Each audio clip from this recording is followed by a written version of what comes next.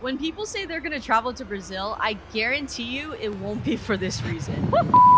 I traveled 30 hours to Brazil to cross the top thing off of my bucket list. I somehow ended up on the hardest hike of my life. I got stuck inside of a cloud, but I couldn't have had more impeccable timing. Brazil is home to some of the most beautiful mountains and slackline destinations in the world, but that's if you can get to them. I started slacklining at the age of 13, and I haven't stopped slacklining for the past 13 years. I even quit my cushy tech job to slackline. Yeah, congratulations, Brianna! Oh my god! Hey! Oh, are you on a FaceTime? Yeah, this is my boss! There's this one highline in Brazil that I've dreamt of since I was a kid. I remember the first time I saw a picture of it. I think it was back in 2013 on Facebook from my idol at the time, Sketchy Andy Lewis, walking this line, which looked like it was in heaven. And I remember looking at it and saying that one day I would be there on that line and I would have a picture of myself doing it. 10 years later, lots of hard work and a little bit of money saved up, this is finally a possibility. To me, this would be like one of the pinnacles of my career, even bigger than walking a slackline for Mr. Beast over a canyon for $20,000, because this one was for myself. So I reached out to Sketchy Andy himself, who was on that picture, and I asked him about it. He told me it was a mountain called Pedra da Gávea in Rio de Janeiro with jungle-like approaches, and that it was a bit of a scary line. However, he said it was doable, and that's all I needed to hear. I had 2 weeks to gather information about something that barely existed on the internet and only by word of mouth, and 1 week in Brazil to make my dreams happen. It was 30 hours of just rough airport travel, but once we were there, it was on. Like Fast and Furious 5 kind of on. When we got to Rio, we had a few days to plan because we had to wait for the perfect timing since the weather was so unpredictable. February is Brazil's rainy season with pretty unpredictable thunderstorms, and it also, conveniently enough, is the hottest month in the country. What could go wrong? This is Pedra da Gávea, elevation of 844 meters and one of the highest mountains in the world that ends directly into the ocean. This is where we get really lucky. We had asked locals about the line on Facebook about how to rig the line, what gear we needed, and where the line even was. And we got a little bit of information. However, everyone just said it was a really hard line to find. One of the days, we were walking around the beach going on one of the hikes, and out from a trail comes Irie. Irie is a 61-year-old slackliner who knows the ins and outs of the mountains of Rio. And apparently he lives on them for a week at a time, drinking waterfall water and sleeping in the caves. So basically he was an angel sent from heaven. However, he only spoke Portuguese and not a single word of English, so we had to use Google Translate and a lot of miming. 26 anos. Que bom. And he agreed to come up the mountain with us. He told us that the best chance we had to rig this line was to leave super early tomorrow morning because we had to beat the heat and because the weather was so unpredictable. From my end, the weather forecast said that there was going to be thunderstorms all day, but he told us not to worry about it because sometimes they're wrong. So I guess now we're trusting a 61-year-old guy we ran into on a trail about the weather. It all makes sense now. We woke up at 5 a.m. the next day and packed all our bags to begin the adventure of a lifetime. When I saw the mountain for the first time, there was this pit in my stomach and my heart just started pounding like uncontrollably. Dude, I swear this mountain is getting bigger and bigger. This was the first time that I had doubts of whether or not we can make this happen because the mountain was gigantic. We started the ascent and I realized this was going to be way harder than I had ever imagined. A couple steps in, I realized that this isn't a joke.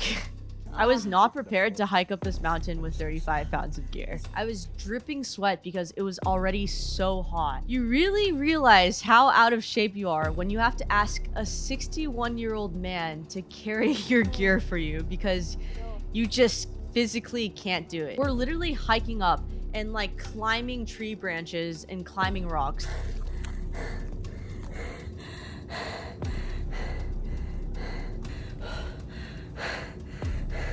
This is definitely the hardest thing I've ever done. I remember getting to this section where I was like, we're at the top. And I look up and there's another top of the mountain. It gets bigger and bigger. This thing is huge. This is probably 10 times harder than I expected. And that's when we started climbing the sketchy part. Because it was this face of rock that you're not tied to anything, which usually people are tied to, but we're just free climbing this rock. And I looked down with all my gear on my back, just scared because if I fell, I was gonna get hurt. And so we just kept on climbing and I didn't look down. And I finally get to the top. 3 hours later of the hardest hike of my entire life, we get to the top.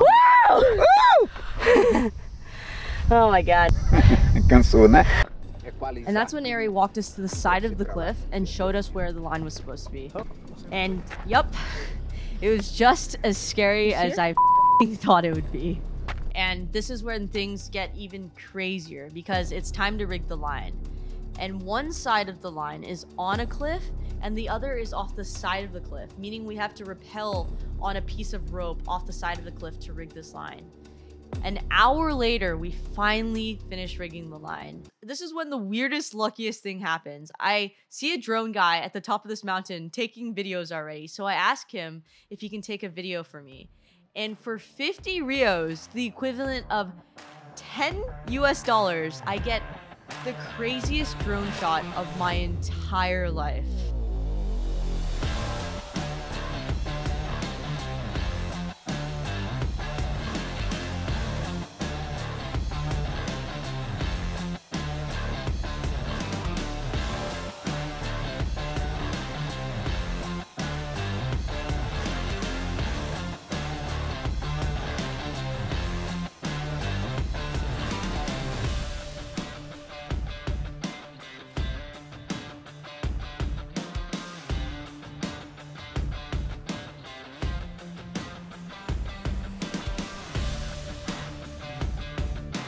That's little me, and this is big me. 5 minutes later, this happened.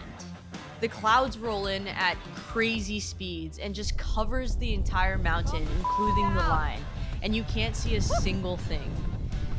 Remember when I said that timing was impeccable? Oh my God. I've been sitting here for a while now trying to wrap my head around how I'm supposed to feel now that I've crossed the top thing off of my bucket list. And I think it all just comes down to the fact that I'm insanely grateful to be able to do this, to be in a spot where I was able to travel to Brazil and go and do the thing that I've wanted to do since I was a little kid. I've slacklined for the past 13 years. I started content creation about 2 years ago, officially after I quit my job. But I've had a lot of roadblocks and a lot of different paths along the way. And you guys were the ones that ultimately led me to where I am right now, to be able to share content with you guys, share my journey, the good and the bad stuff, as you guys have seen. And I'm just really, really grateful. So if you guys enjoyed this video, if you guys enjoy my other content, please let me know and leave a comment down below. As YouTubers say, like and subscribe, because I'm really, really stoked to continue sharing my journey and share way more stories and way more crazy adventures with you guys. And I may or may not have planned this trip to fall in the same time as Carnival. So now that I've crossed the top thing off my bucket list, let's go party.